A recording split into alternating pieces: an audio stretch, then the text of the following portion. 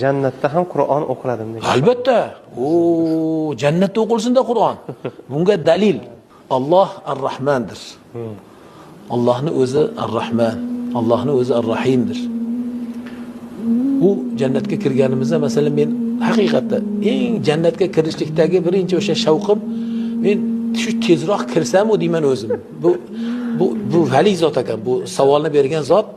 Alloh aziz qilsin bu zotni. Men doim jannatga mushtoq bo'laman. Nima uchun bilasizmi? Alloh shohiddir. Mana Ramazon arafasidamiz. Shu tezroq kirsam-u, hatto u anhor, u qasrlariga men e'tibor qilmayman. Alloh shohiddir. Kirsam-u, Hazrat Ubay ibn Ka'bni masalan qiroatlarini eshitsam, qanday qiroati deyman. Rasululloh sallallohu alayhi vasallamning qiroatlarini eshitsam deyman. Qanaqa qiroat bo'lganda?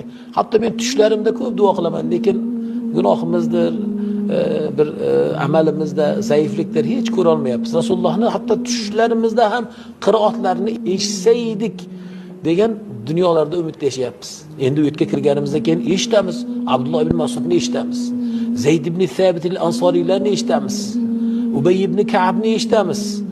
Qancha o'sha qurro sahobalar, Huzayfatul Yamanni o'zlaridan Hazrat Abu Bakrni aytadilar, sahobalar Hazrat Abu Bakr Qur'on o'qiganlarida shunaqangi tadabbur bilan, shunaqangi e'tibor bilan o'qiganlaridan jigarlari erib, xuddi kabob bo'layotganday jigarlaridan bir hatto hid kelardi. Nega? Shu Qur'onga berilib ketganlaridan.